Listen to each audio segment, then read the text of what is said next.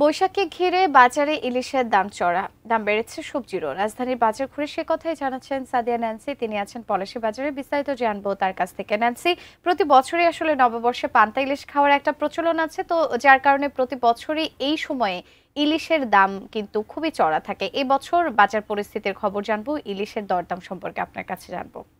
চাহিদা আপনি জানেন যে পয়লা বৈশাখে প্রধানই কিন্তু মানুষ ইলিশ আর পান্তাটা খুব, যারা আসলে একটু ভোজন রসিক তারা তো বটেই, মোটামুটি যারা একটু উদযাপন করতে পছন্দ করেন তারা কিন্তু চান আসলে এই পান্তা ইলিশ খাওয়ার যেই ট্র্যাডিশনটা সেটি পালন করতে। সেই মতে কিন্তু ইলিশের বাজারে বরাবরই প্রতি বছর আমরা দেখি যে অনেক দাম বেড়ে যায়। এবারও কিন্তু যথারীতি একই দৃশ্য আমরা দেখেছি, তবে যদিও বিক্রেতারা বলছেন যে গেল সপ্তাহের তুলনায় ইলিশের দাম খুব একটা বাড়েনি, কিন্তু সাধারণ ক্রেতারা যারা আছেন তারা কিন্তু বলছেন যে এখনও চড়া দামেই যেহেতু বিক্রি হচ্ছে, কাজেই তাদের কাছে ইলিশ খাওয়াটা একরকম স্বপ্নের মতোই।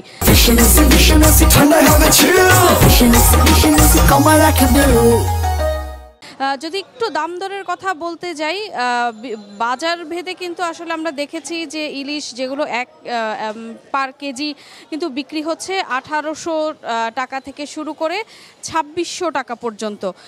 যেগুলো 1.5 কেজির উপরে সেগুলো কিন্তু বিক্রি হচ্ছে 3000 থেকে 3200, কোনো কোনো বাজারে কিন্তু আমরা দেখেছি 3500 পর্যন্ত বিক্রি হচ্ছে।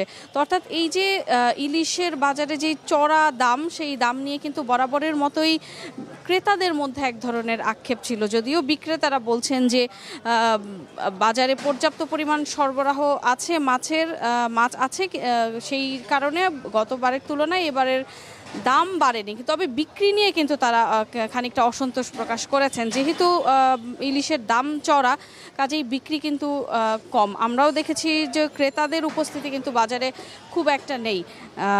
যারা আসলে বাজারে আসছেন তারা কিন্তু অনেকেই ঘুরে দাম দেখেই কিন্তু অনেকে চলে যাচ্ছেন। তো আবার ইলিশের মধ্যেও কিন্তু যেহেতু প্রকারভেদ আছে, তারা বলছিলেন যে হিমায়িত যে ইলিশগুলো আছে সেই ইলিশগুলোর দাম অন্যান্য ইলিশের চেয়ে, অর্থাৎ যে কাঁচা ইলিশ তারা বলছেন সেই টাটকা ইলিশের তুলনায় কিছুটা কম হওয়ায় হয়তো ক্রেতারা সেদিকেই ঝুঁকছেন। তো সব কিছু মিলিয়ে বলা যায় যে ইলিশের দাম খুব একটা পরিবর্তন না হলেও চড়া দামেই বিক্রি হচ্ছে এখনও।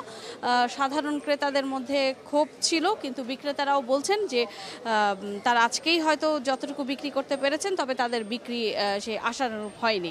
তো এই ছিল আমার কাছে সবশেষ।